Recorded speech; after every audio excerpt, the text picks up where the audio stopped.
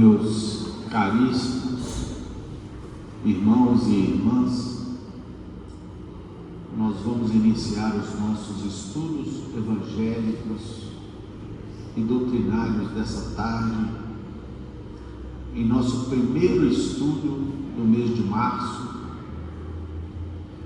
e rogamos aos nossos amigos espirituais aqui presentes que abençoe a todos os nossos irmãos e irmãs encarnados e desencarnados aqui presentes, bem como os nossos familiares, aqueles que se encontram doentes, nos hospitais,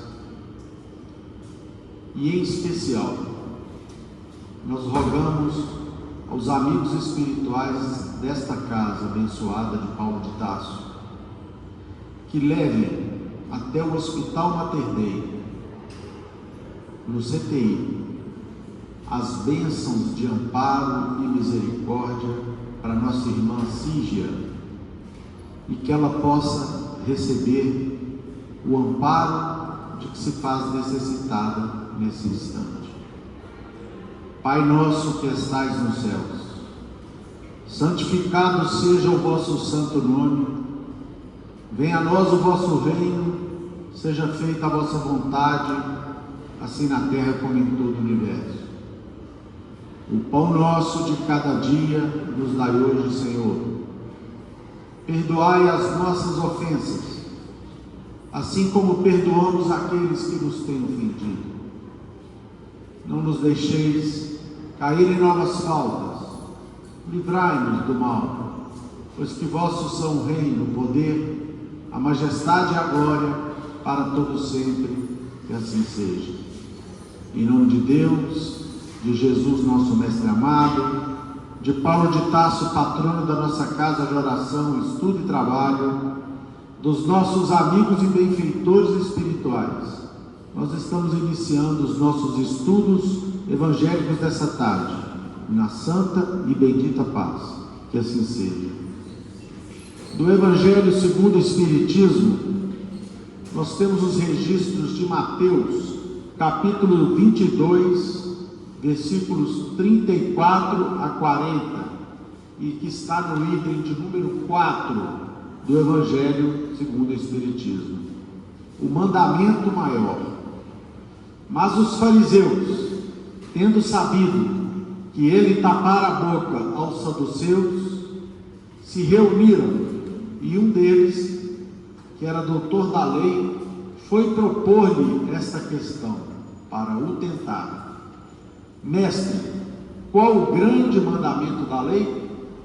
Jesus lhe respondeu: amarás o Senhor teu Deus de todo o teu coração, de toda a tua alma, de todo o teu espírito. Esse é o maior e o primeiro mandamento. E aqui está o segundo, que é semelhante ao primeiro: amarás o teu próximo como a ti mesmo. Toda a lei e os profetas se acham contidos nesses dois mandamentos. Meus irmãos, minhas irmãs, é com renovada alegria que nós recebemos todos vocês aqui presentes para estudar conosco nessa tarde do primeiro sábado do mês de março. Carla e Vera, sentem aqui conosco. E é com essa alegria que nós estudamos juntos o Evangelho de Jesus, da mesma forma que os primeiros cristãos o faziam, irmanados, felizes, mesmo com todos os perigos e com todos os riscos que eles corriam, seja fugindo das chibatadas dos fariseus intolerantes, ou seja, fugindo da perseguição que os levava à morte dos romanos truculentos. E nós iniciamos o nosso estudo lembrando o pensamento de Emmanuel. aliás, uma frase do Chico Xavier, que dizia respeito a Emmanuel. O Chico um dia disse: se Emmanuel tivesse me dito, fora do espiritismo não há salvação, eu teria buscado outra religião. São palavras do Francisco, nosso querido Chico Xavier. E a divisa, meus irmãos, fora da caridade não há salvação, ela aparece em 3 obras de Kardec: o que é o livro, o que é o Espiritismo, o Evangelho segundo o Espiritismo, que nós estamos estudando aqui hoje, e no livro Obras Póstumas. E como então entender a razão dos espíritos superiores inspirarem o codificador Allan Kardec para colocar essa expressão como dístico, como frontispício da doutrina espírita?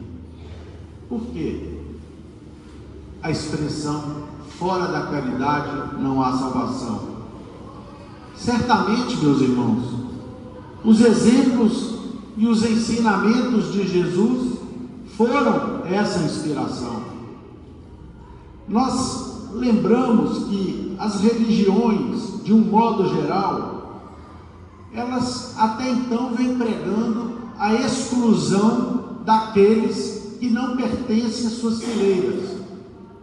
É aquele discurso segundo o qual aquele que não se converteu para a minha religião está perdido. Então aquele que não está dentro da minha religião está fora. E assim nós acabamos encontrando aqueles nossos irmãos que estão dentro e aqueles outros que estão fora do nosso pensamento religioso. Aí então vem a doutrina espírita e reconecta o mundo com o Evangelho de Jesus, reconecta as religiões com o pensamento puro e cristalino do nosso mestre abençoado.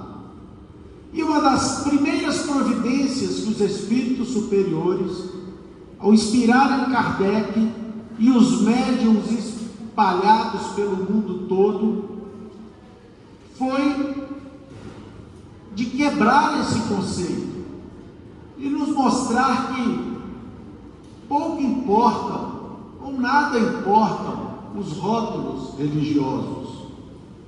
Todos somos fundamentalmente iguais. Nós somos iguais na dor, nós somos iguais no amor, nós somos iguais nas alegrias, ainda que passageiras. Nós sentimos igualmente saudades e nós amamos igualmente as pessoas que possuem conosco relações de carinho, de afeto.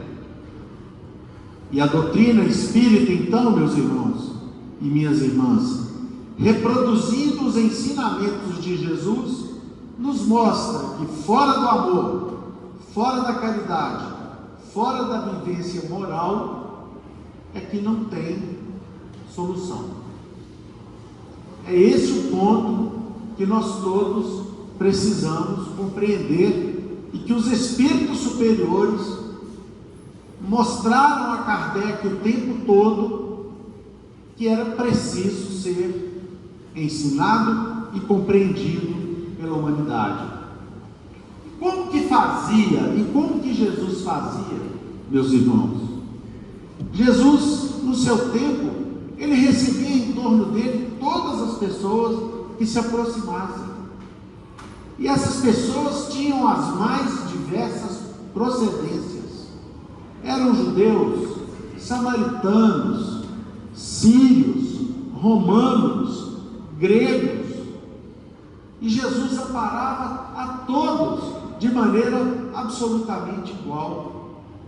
Ele não tinha distinção, ele não fazia distinção em relação a absolutamente ninguém, muito menos em relação aos seus credos. Ele contou, por exemplo, a um doutor da lei que desejava tentá-lo, que o maior próximo que nós podemos ter é aquele que nos ajuda, ou poderemos ser o próximo mais próximo de alguém quando o ajudamos, às vezes sem conhecer. E para isso contou a parábola do bom samaritano. E logo o samaritano, que era odiado especialmente pelos fariseus, e que nutriam entre si diversas diferenças absolutamente religiosas, de cunho material, de cunho dogmático. Um adorava Deus lá no Monte Moriá, outro no Templo de Salomão. Tinham diferenças apenas nos regulamentos que cada um seguia, e fizeram disso questão de ódio. Então veio Cristo e faz aquele doutor da lei responder, após contar a parábola do bom samaritano, e ele respondeu todo sem graça, de que o próximo daquele homem caído na estrada tinha sido o samaritano. E aí, meus irmãos, minhas irmãs, como é que Kardec fez? Se nós verificarmos os estudos, especialmente na Sociedade Espírita Parisiense, Kardec igualmente recebia irmãos de todas as procedências, seja da Europa, seja da Ásia, seja da América. Ele recebia franceses, ingleses, italianos, budistas, muçulmanos, americanos. Todos eles chegavam, passavam algum tempo, alguns deles com Kardec, absorviam todos aqueles conhecimentos que a doutrina espírita lhes trazia através do codificador, e depois eles voltavam para os seus lugares totalmente impregnados daqueles conceitos espíritas sobre a reencarnação, sobre a evolução, mas sobretudo a respeito da caridade. Eles viam que no Espiritismo não há um espírito proselitista, nenhuma casa espírita que se dedique ao estudo do ensinamento de Jesus e dos conceitos trazidos pelos Espíritos e contidos nas obras básicas da codificação. Nenhuma casa espírita sai por aí fazendo proselitismo. No Espiritismo não há o interesse de buscar as pessoas para encher os centros espíritas. Não há o desejo, meus irmãos, minhas irmãs, de que as pessoas venham para cá fazer parte do nosso centro espírita, que venham para cá no sentido de se tornarem espíritas. Não há o desejo de que as pessoas transponham fronteiras. Não há essa necessidade. O desafio maior, meus irmãos, minhas irmãs, é o desafio da nossa própria transformação, o desafio da nossa mudança, e da nossa mudança moral, da nossa mudança ética, da nossa transformação, no sentido de que nós não nos preocupemos apenas com os nossos problemas, com a nossa vida, e passemos a olhar para o outro lado do muro, no sentido de buscar a necessidade e o sofrimento, onde quer que ele se encontre, para que possamos levar um gesto de amor, uma palavra de consolação, um sorriso, uma gota de leite, um agasalho, ou um alimento, ou uma visita a alguém que esteja doente. É disso que se trata, verdadeiramente, as nossas necessidades aqui no mundo. Quem somos nós para querermos convencer alguém de que somos os portadores da verdade absoluta? A verdade absoluta está em Deus. Nós somos criaturas ainda endividadas, que construímos nas nossas passadas reencarnações um mundo ainda de provas e de expiações, cujo trabalho nós precisamos realizar, e o Cristo espera que nós realizemos de transformação da nossa vida, para que a partir de então a gente modifique o mundo que nós vivemos. É por isso, meus queridos irmãos e irmãs, que as palavras de Jesus sempre foram um tom absolutamente de acolhimento. Esse verbo acolher é preciso ser compreendido e vivenciado por todos nós. Nós sempre lembramos aqui uma história ocorrida com o Chico, que está no livro Lindos Casos de Chico Xavier, em que ele estava no centro espírita quando ele soube que um velhinho conhecido dele, que era cego, e que era guiado por um irmão que vivia bebendo, ele caiu de uma altura de 2 metros na estação de trem de Pedro Leopoldo e machucou muito. O Chico então correu lá, fez os primeiros socorros, arranjou um médico, cuidou dele, levou-o para a casinha, para o casebre simples em que ele morava, e aí veio o problema. O médico disse: olha, esse irmão, para não morrer, ele precisa de cuidados médicos. E aí o Chico, ele precisava trabalhar para sobreviver.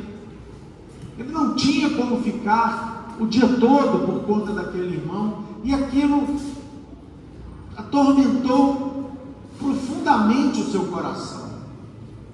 Ele então lembrou que num jornalzinho, no diário existente em Pedro Leopoldo, ele pediu para que colocasse uma notinha, pedindo a alguém que abençoasse aquele velhinho, ficando com ele durante o dia, que ele, Chico Xavier, viria à noite e cuidaria dele todas as noites.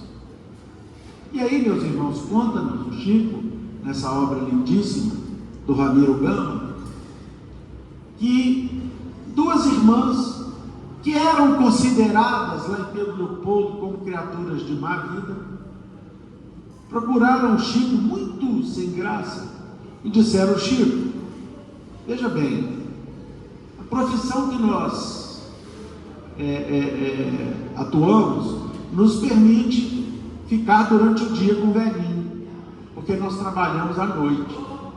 Se você achar que a gente serve, nós podemos ficar com ele aqui, e você vem de noite e a gente vai embora. O Chico: minhas irmãs, que bênção! Foi Jesus que mandou vocês. E assim foi feito. Aquelas 2 irmãs, tidas como sendo, entre aspas, de má vida, foram elas que ficaram com aquele velhinho durante meses que ele precisou se recuperar. E Ramiro Gama nos conta que todo dia, quando o Chico voltava do trabalho e ia para o casebre do velhinho render as 2 irmãs, os 3 se ajoelhavam, faziam uma prece e depois se despediam, se abraçando mutuamente. Passado algum tempo, aquele irmãozinho ceguinho melhorou, pôde de novo ficar de pé e levar adiante a sua vida. E chegou o dia então do Chico despedir daquelas 2 irmãs. E aos prantos, com muito choro do Chico e delas mesmas, elas então viraram para o Chico ao se despedirem: Chico, essa despedida aqui ela é maior, porque depois de convivermos com você aqui ao longo desses meses, nós resolvemos mudar de vida. Uma conseguiu um emprego numa tinturaria e outra veio ser enfermeira aqui em Belo Horizonte. E conta Ramiro Gama que elas viveram durante muito tempo felizes, constituíram a família, mas nunca se esqueceram, jamais se esqueceram daqueles momentos que passaram com Chico Xavier auxiliando aquele velhinho. Então eu pergunto para vocês, meus irmãos, não se trata de religião. A felicidade não se encontra nas pedras muitas vezes frias de templos que não se preocupam com a verdadeira caridade. Nós, em nossa casa de oração, estudo e trabalho, temos que transformá-la em algo parecido com a casa do caminho, que Jesus inspirou os seus discípulos que criassem. E essa casa do caminho precisa acolher, com muito amor e muito carinho, todos os que vierem aqui. Todos aqueles, independente da situação social, econômica, que chegarem aqui, tem que ser recebidos, eles têm que ser recebidos como irmãos muito queridos.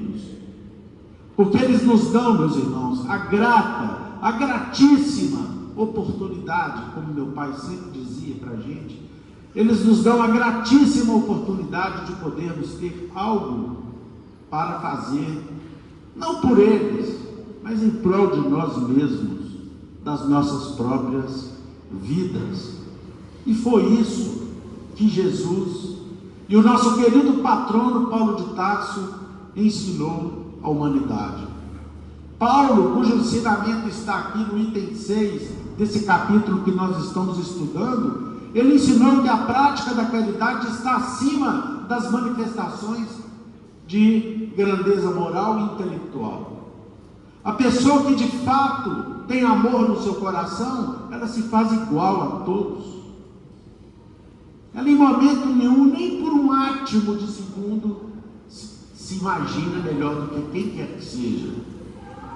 E por causa disso, acolhe os demais.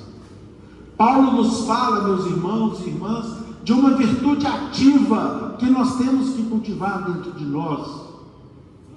Que não é aquela virtude que faz com que nós fiquemos em casa, em oração, em meditação, o que é importante em alguns momentos da nossa vida, mas que é pouco, muito pouco, para um montão de dívidas que nós temos para com a providência divina.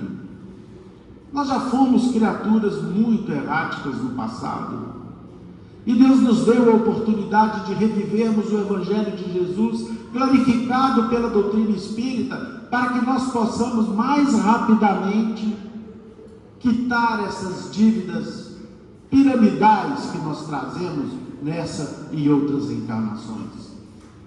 De nada adianta sermos sábios e até generosos se não formos caridosos, se não amarmos o nosso próximo. Ensinou-nos o grande discípulo da cristandade, o discípulo, o irmão da gentilidade, que foi Paulo de Tarso. E ele, o nosso Paulo de Tarso, atribui as qualidades da caridade, ainda nesse capítulo, que gravitam em torno da caridade, que enfeitam a caridade, que fazem parte de todo o seu contexto, a paciência, a brandura, a benevolência, o acolhimento, o desapego, o cuidado, a abnegação e o altruísmo. Tudo isso somado significa a virtude da caridade, enfeita a virtude da caridade, faz com que nós compreendamos efetivamente o que é ser caridosos. E ele termina dizendo e nos ensinando, como gentios da modernidade que somos, que a caridade tudo suporta, tudo crê, tudo espera, tudo sofre. Meus irmãos queridos, meu tempo já vai caminhando para o ocaso. E eu gostaria de, mais uma vez, como fiz algum tempo atrás, eu queria muito, se fosse possível, a ajuda de vocês para interagirem comigo numa poesia de Cassimiro Cunha, que fala sobre nosso irmão. E o que eu queria pedir para vocês é que no final de cada estrofe, nós já fizemos isso aqui em alguma ocasião, no final de cada estrofe, que vocês me ajudassem a repetir a seguinte frase, que é nosso irmão. Repito, que é nosso irmão. Então, a poesia chama-se Nosso Irmão. Um dia eu ainda vou decorar aqui para falar para vocês, mas enquanto isso não acontecer, eu vou lê-la mesmo. Se alguém te fala na rua, deitando lamentação, Não passes despercebido, escuta que é nosso irmão. Ouviste o parente em casa, gritando em voz de trovão. Não te aborreças por isso, tolera que é nosso irmão. Transformou-se o companheiro, agora rixa e é brigão. Não te afastes, nem censures, suporta que é nosso irmão. O amigo a quem mais estimas ofendeu-te sem razão. Não te des ao derrotismo, perdoa que é nosso irmão. Padece e chora o vizinho, problemas em profusão. Não te demores no auxílio, coopera que é nosso irmão.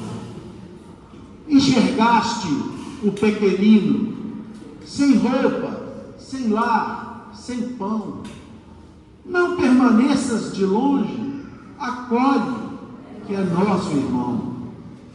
Viste o doente sozinho, no braseiro da aflição. Não te percas em conversa, socorre que é nosso irmão. Tiveste do adversário pedradas de ingratidão, calando, segue servindo, desculpa. A quem te peça um favor, embora dizendo não, sem grito e sem aspereza, atende que é nosso irmão. Diante de todo aquele que sofre na provação, o Cristo pede em silêncio, ampara.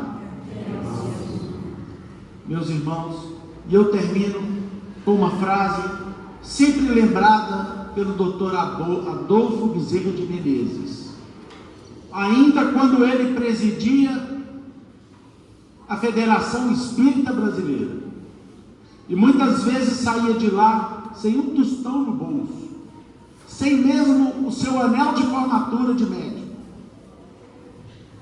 buscando atender a pobreza que ele procurava em todos os instantes. Ele dizia uma frase que não podemos esquecer e que precisamos grafá-la em nossos corações. A caridade, abre aspas, a caridade, quando discute muito, normalmente chega atrasada.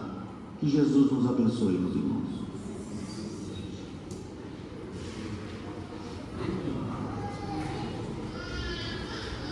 Meus caros irmãos, boa tarde a todos. Nós vamos agora dar continuidade no nosso estudo.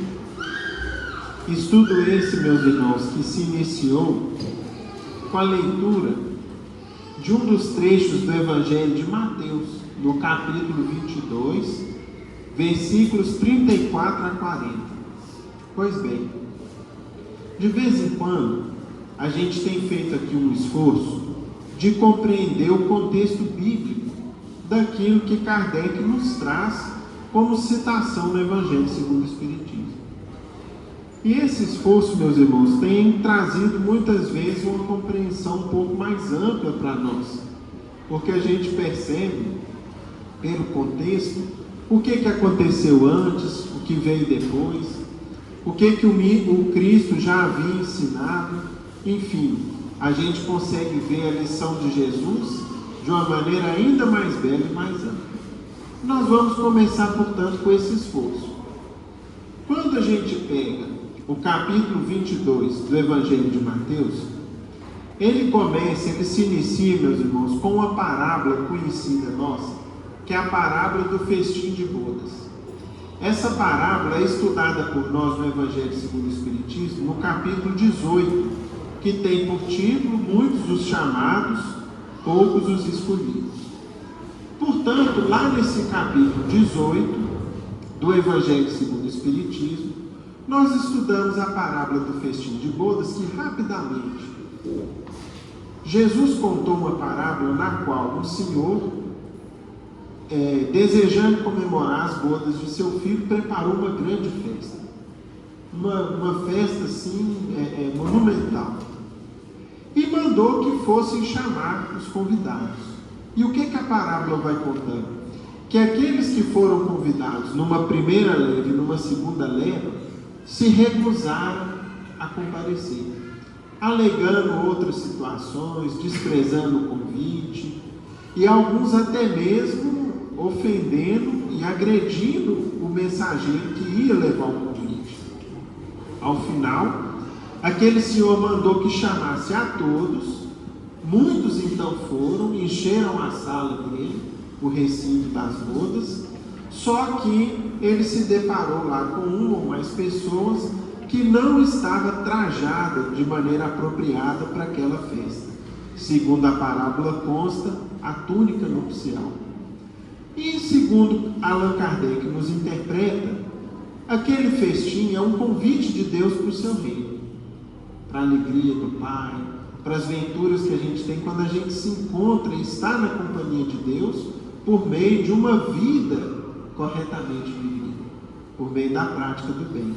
E aqueles que, embora chamados, não se vestem em seu coração com essa pureza que Deus espera de nós, portanto, não estão em condições efetivas de estarem na companhia do Pai. Ao contar essa parábola, o capítulo 22 de Mateus continua de uma maneira interessante. Por quê?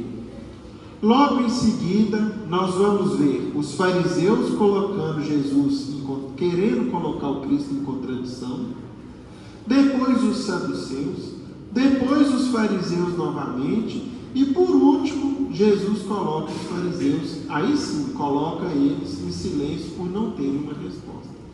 Então vejam que, qual que é o contexto do capítulo 22 do Evangelho? As diferentes correntes de pensamento, as diferentes correntes religiosas, as suas divergências e o alerta do Cristo de que tudo isso tem aspecto que, meus irmãos, secundário. A crença a qual a gente se filia, o credo religioso ao qual a gente se afiliza e frequenta, tem em nossa vida, até mesmo no que diz respeito à doutrina espírita, um aspecto secundário no seguinte sentido: não é um fator determinante para a nossa paz e para a nossa alegria no mundo espiritual. Nós podemos ser evangélicos, católicos, espíritas, muçulmanos, budistas, taoístas, qualquer tipo de credo religioso que estão aí disponíveis em nossa vida, para que a gente estude, compreenda, siga e participe, mas nada disso será o fator determinante para nós. Qual é o fator determinante? A prática da lei de amor. O bem que eu faço ao meu semelhante. Esse, meus irmãos, é o grande fator de avaliação. Esse é o grande ponto de medida e de avaliação da nossa situação enquanto espíritos na vida eterna. Tanto é que, na nossa passagem de hoje, nós vamos ver um dos fariseus perguntando para Jesus o seguinte: qual seria a lei maior entre todas as leis divinas que a gente estuda? Qual seria o grande mandamento da lei? Jesus responde: amarás o Senhor teu Deus de todo o teu coração, de toda a tua alma, de todo o teu espírito. E aqui está o segundo, que é semelhante ao primeiro: amarás o teu próximo como a ti mesmo. Toda a lei e os profetas se acham contidos nesses dois mandamentos. Portanto, meus irmãos, essa é a lei áurea, o princípio maior. É o principal fator de orientação e de educação dos homens na Terra, não só na Terra, mas no universo, em toda a criação divina, é a lei de amor. É com ela que o Pai criou todo o universo, tudo aquilo que a gente conhece, o que a gente ainda não conhece, por sermos incapazes de compreender. E é por meio do amor que Deus continua dirigindo a tudo e a todos. Portanto, ao vivermos o amor com aqueles que estão à nossa volta, com o nosso próximo, seja ele quem for, aí sim nós estaremos cumprindo o maior desígnio, a maior vontade de Deus em nossas vidas. E foi justamente essa dúvida que o fariseu levou, porque, enquanto fariseus, eles tinham mais de 600 leis que eles precisavam estudar, compreender e ensinar para o povo. De repente, Jesus falou o seguinte com eles: aqui, a lei de amor resume tudo. Se nós fizermos ao nosso semelhante aquilo que nós gostaríamos que fosse feito para nós, tudo mais está contido nessa lei. E, portanto, independe da nossa crença, da nossa preferência religiosa, independe de ser um saduceu, ser um fariseu, ser um essênio, que eram alguns, né, dos grupos religiosos da época do Cristo, ser romano, ser bárbaro, grego, sírio, o que for, a lei de amor supera tudo. Para a gente compreender, meus irmãos, nós temos uma primeira história que nos ilustra esse ponto. Essa história é trazida por nós, por irmão X, que vai nos mostrar justamente como que as diversas escolas religiosas do mundo prestam um bom serviço à humanidade já de alguns séculos. É por meio das lições, né, daqueles que se dedicam à religião, que nós já somos hoje criaturas um pouco melhores. Agora, a essência é a lei de amor. Quando a gente compreender e praticá-la, aí a gente pode ter certeza que nós vamos subir de patamar. Essa lição de irmã X é intitulada A Escolha do Senhor. Vamos ver. Conta-se que alguns apóstolos do bem tanto se ergueram na virtude, ou seja, são pessoas filiadas às mais diversas escolas religiosas e que se esforçaram em cumprir o seu dever, pela extrema sublimação de suas almas, conseguiram atingir o limiar do santuário resplandecente do Cristo. Então havia um grupo de espíritos, vindos de todas as crenças religiosas, que se destacaram pelo esforço que fizeram e se reuniam nas proximidades do palácio, da habitação de Jesus no mundo espiritual. Imagine, né, quanta beleza, quanto deslumbramento deve ser. Se quando a gente pega, por exemplo, o livro Nosso Lar, nós temos ali na descrição de uma colônia espiritual, de socorro, de tratamento, de educação, visões que nos admiram e que a gente consegue pobremente compreender e imaginar. Imaginemos o que seria a residência do Cristo, de onde ele exerce a sua influência, o seu comando e o seu controle sobre o mundo. Aqueles irmãos voltariam ao mundo na continuidade da obra de amor em que se entrosaram. No entanto, convocados pelos poderes angélicos, poderiam excursionar felizes pelas vizinhanças do lar divino. Então, eles estavam ali por mérito próprio e teriam, né, alguns momentos de contemplação, de presença ali naquela região tão maravilhosa do mundo espiritual. Felizes pela glória, pelos seus feitos e pela bondade, constituíam provisoriamente no céu uma assembleia de beleza e sabedoria. Missionários ocidentais ostentavam dalmáticas imponentes, ou seja, alguns membros de religiões ocidentais tinham túnicas de mangas longas que se destacavam muito, enquanto que os santos do Oriente exibiam túnicas liriais. Veneráveis sacerdotes das igrejas católicas e protestantes misturavam-se com patriarcas judeus e budistas. Admiráveis seguidores de Confúcio e insígnios devotos de Maomé entendiam-se uns com os outros. Vejam só, meus irmãos, as diferenças religiosas que parecem às vezes insuperáveis em alguns momentos ou regiões do mundo, ali absolutamente não eram barreira entre eles. Muito acima das interpretações humanas, que tendem à discórdia, alcançavam, enfim, a suprema união na esfera dos princípios. Por quê? Todo princípio religioso do mundo tem uma base comum, tem uma essência comum. Que essência é essa? A lei de amor. fazermos ao próximo o que gostaria que fosse feito para nós, bem como o reconhecimento, a veneração e o respeito que nós devemos ao Criador.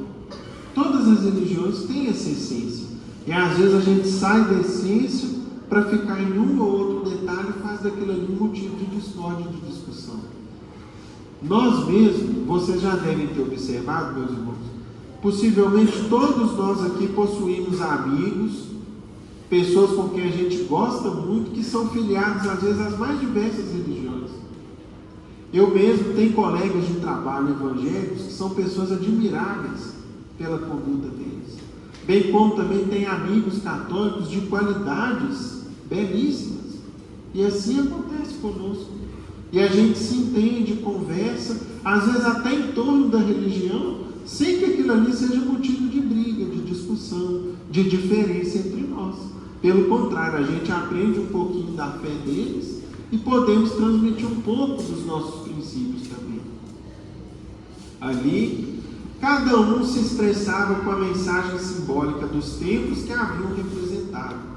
Anéis, cruzes, cajados, auréolas, colares, medalhas e outras insígnias preciosas destacavam-se do linho e da púrpura, da seda e do ouro, faiscando ao sol em que se banhava. Agora vem um ponto curioso na história. Prestem atenção, meus amigos. Entretanto, um deles destoava do brilhante conjunto. Entre todos aqueles que estavam ali presentes, um dos presentes ali estava muito diferente dos demais. Era um antigo servidor do deserto, que não se ligou à igreja alguma. Ibrahim Al-Mandeb foi apenas devotado irmão dos infelizes que vagueavam nas planícies arenosas da Arábia.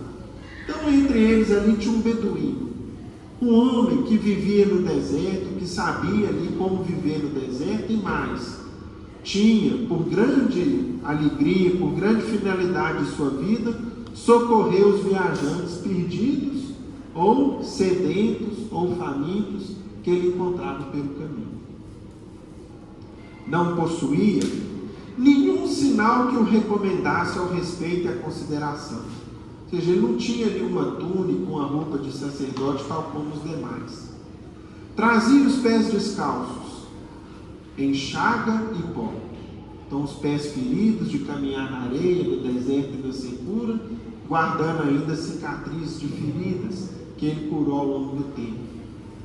E sua roupa velha e rasgada, apodrecida, mostrava as manchas sanguinolentas de crianças feridas que havia trazido de encontro ao peito, socorrendo-as. Suas mãos muito magras pareciam forradas em um couro de camelo, tão calejadas e grossas se achavam no rude trabalho de assistência aos viajantes perdidos. Os cabelos grisalhos e muito sujos falavam de longas peregrinações sob a tempestade. E o rosto enrugado e rijo era a pesada moldura de 2 olhos belos e lúcidos, mas encovados e tristes, guardando pavorosas visões das dores alheias que ele havia socorrido, abnegado e atento. Isolado no meio daquelas pessoas, o ancião notou que 2 anjos examinavam a assembleia, fazendo anotações num pergaminho celestial. Então, no meio de todos aqueles ali presentes, passavam 2 anjos perguntando um por um sobre a vida que levaram, sobre aquilo que fizeram, sobre o que sentiram, sobre o que pensavam, etc. Depois de analisarem todos os presentes, um por um, aproximaram-se dele, estranhando-lhe a desagradável presença. Então vejam que até mesmo os anjos acharam estranho, um homem típico do deserto, um beduíno, ali presente. Amigo, perguntou um dos emissários, a qual igreja pertenceste na terra? Qual religião que você se filiou? Qual crença que você professava? Para que a pergunta? Retornou o forasteiro com humildade. Jesus deseja entender-se com um dos visitantes do lar divino. E estamos relacionando, por ordem, os nomes daqueles que mais profundamente o amaram no mundo. Olha, aí ele respondeu: não se preocupem então comigo. Falou o anônimo beduíno: eu nunca pude dedicar-me ao culto do Senhor e, sinceramente, ignoro por que razão fui trazido até aqui, quando não posso ter lugar entre os eleitos da fé. Ou seja, olha, meu filho, eu nunca fui a religião nenhuma e, sinceramente, eu não sei nem o que eu estou fazendo aqui, dizia aquele beduíno. O que fizeste entre os homens? Olha, que o Senhor me perdoe a ingratidão e a dureza, suspirou o velhinho. Mas o sofrimento de meus irmãos não me deu oportunidade de pensar nele. Nunca pude refletir na sublimidade do paraíso, porque o deserto estava cheio de aflição e de lágrimas.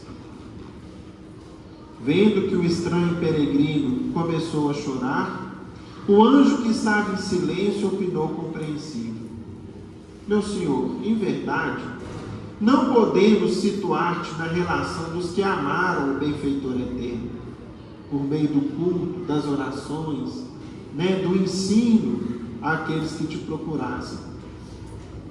Enquanto os companheiros presentes, mas colocaremos teu nome no pergaminho como alguém que amou imensamente os semelhantes. Você não teve o hábito de rezar, louvando a Deus, a grandeza do Pai Criador, mas você amou muito o seu próximo, os que sofriam, os que precisavam de sua ajuda. O ancião, mergulhando a cabeça nas mãos ossudas, soluçou reconhecido, enquanto os companheiros presentes comentavam o estranho procedimento daquele que fizera bem, que fez o bem, sem se lembrar sequer da existência de Deus.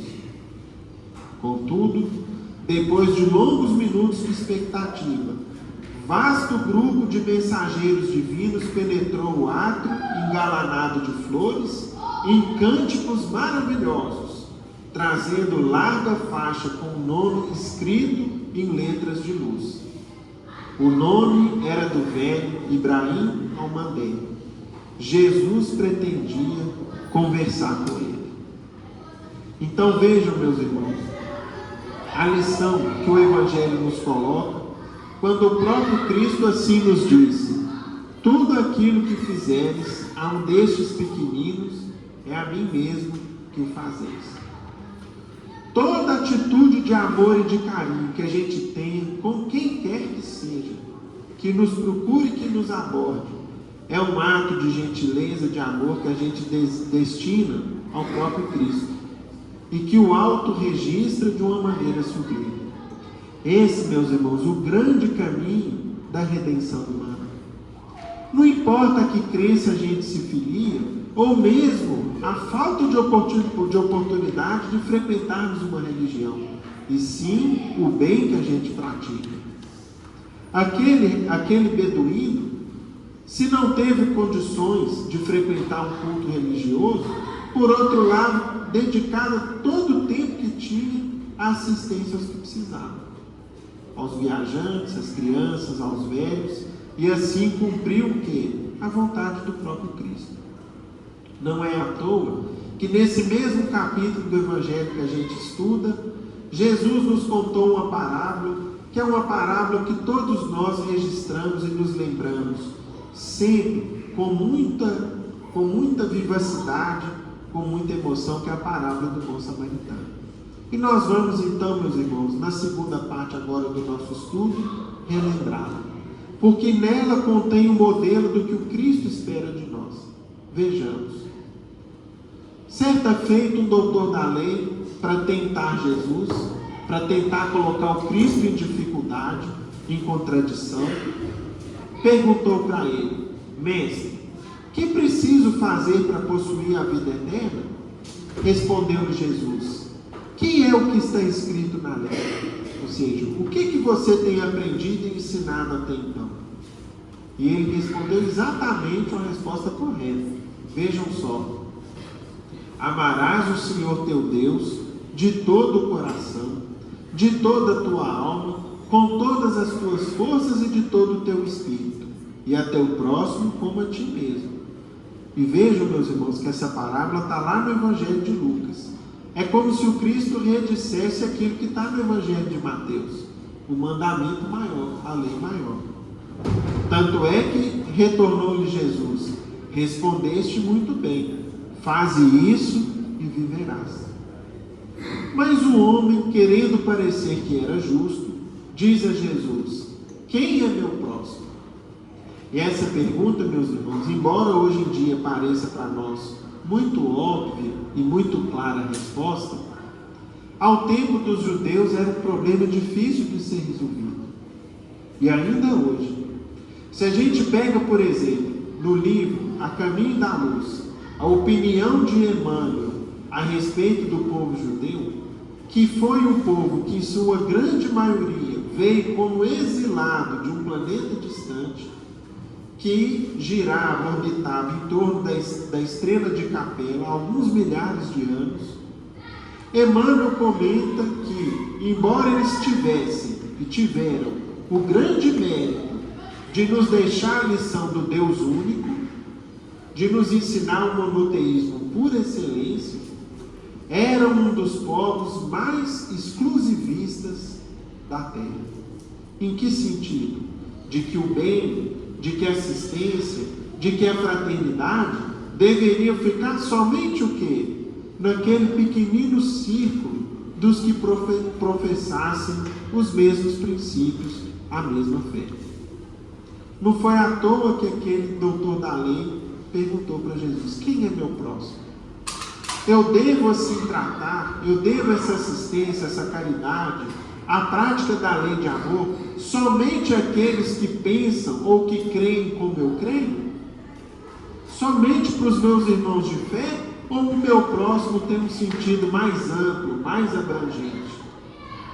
E aí Jesus contou uma história. E essa história respondeu de maneira definitiva quem é o nosso próximo. Disse o Cristo: um homem que descia de Jerusalém para Jericó. Portanto, é uma estrada, né, que Jerusalém está numa área elevada de relevo e Jericó lá embaixo. Então, uma descida íngreme, uma estrada longa.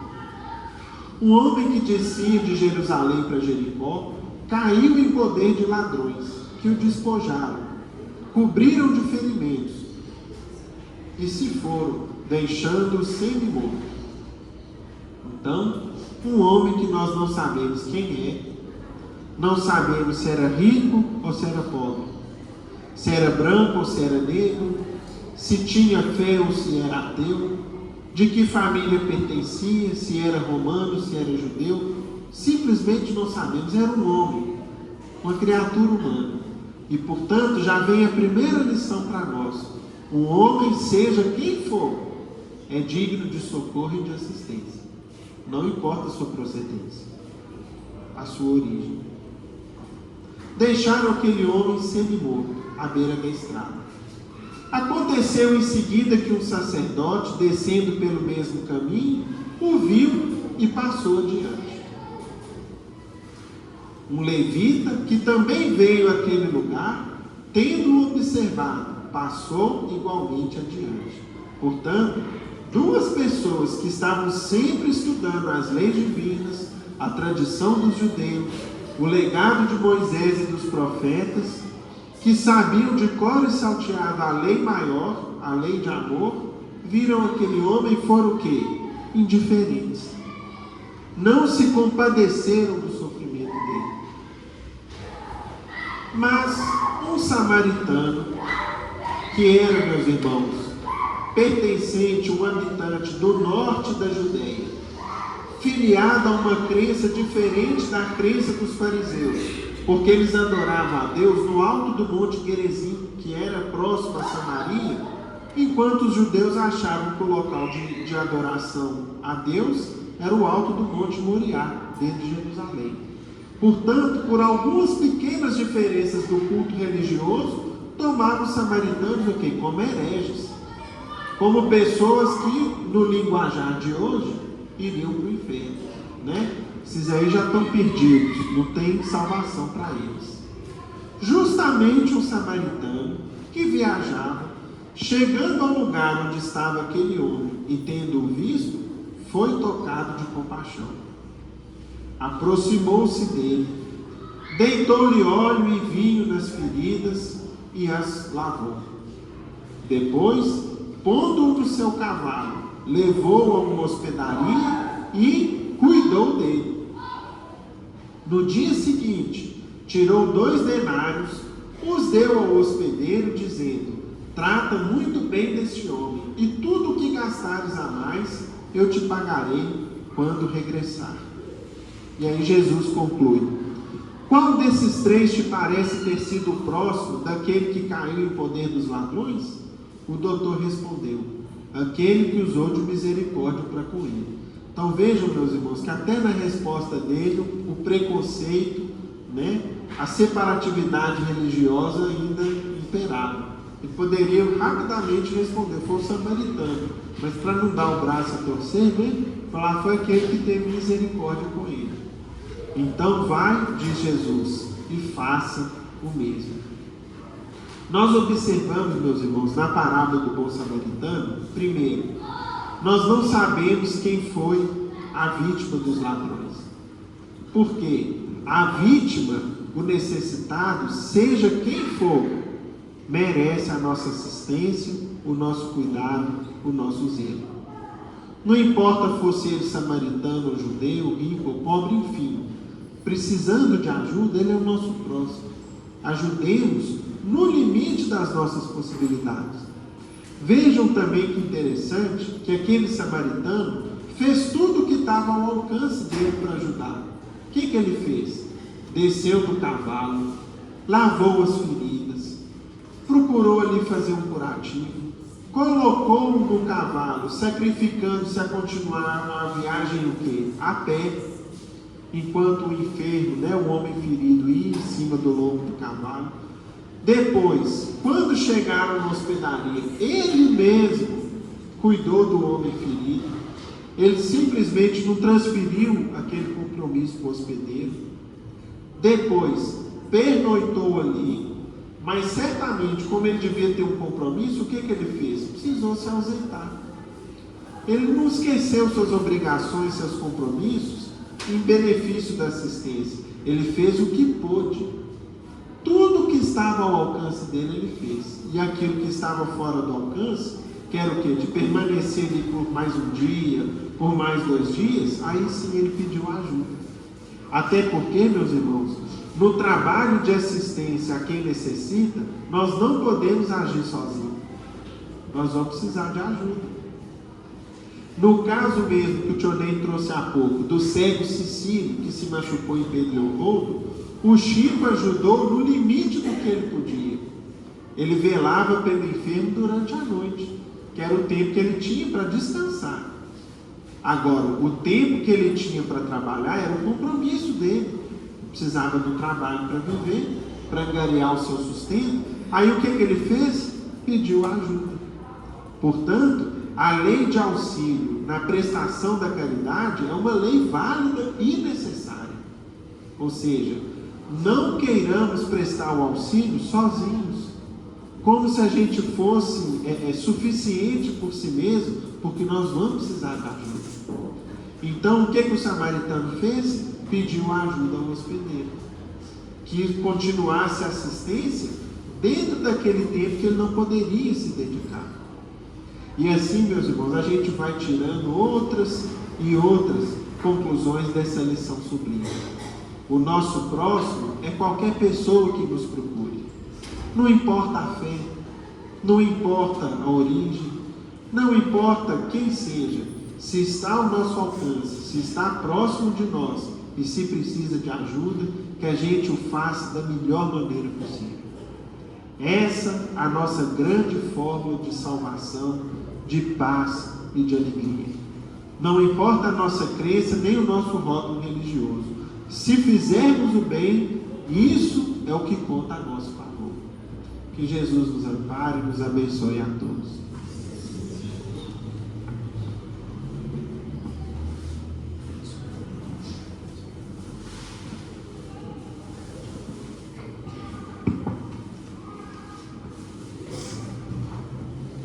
Querido Mestre Jesus, essa tarde a doutrina espírita nos esclareceu, nos explicando a vossa capacidade de excelência, resumiu os 10 mandamentos e toda a lei em apenas 2. Amar a Deus acima de todas as coisas e o próximo como a nós mesmos. Nos mostrando o roteiro seguro rumo à nossa evolução, no nosso progresso espiritual. Pedimos aos nossos benfeitores espirituais que os ensinamentos da tarde estejam sempre presentes no nosso coração, na nossa mente, nos alertando sobre a nossa caminhada pelos caminhos do mundo. Que possamos, Senhor, de acordo com a nossa capacidade, colocar em prática aquilo que aqui temos aprendido. Pedimos que o Senhor nos abençoe a todos que aqui nos encontramos, encarnados e desencarnados, estendendo a cada um de acordo com o grau de merecimento e a sua necessidade. Que essas bênçãos sejam extensivas aos hospitais, aos cancerosados, aos leprosados, aos manicômios, aos presídios, aonde houver dor, aflição, padecimento, que o emissário seu esteja sempre presente, levando o consolo, a resignação e a paz. Ave Maria, cheia de graça, o Senhor é convosco. Bendita sois vós entre os anjos, bendito o fruto do vosso ventre nasceu, Jesus. Santa Maria, Mãe de Jesus, rogai a Deus por nós, pobres pecadores, encarnados e desencarnados, hoje, agora e sempre, que assim seja. Devolvemos a palavra ao nosso irmão Euler, para que ele possa encerrar a reunião. Com essa rogativa, em nome de Deus, de Jesus, nosso mestre amado, Paulo de Tarso, patrono da nossa casa de oração, estudo e trabalho, nós estamos encerrando os nossos estudos evangélicos e doutrinários desta tarde, na santa e bendita paz. Que assim seja. Os passes são realizados através do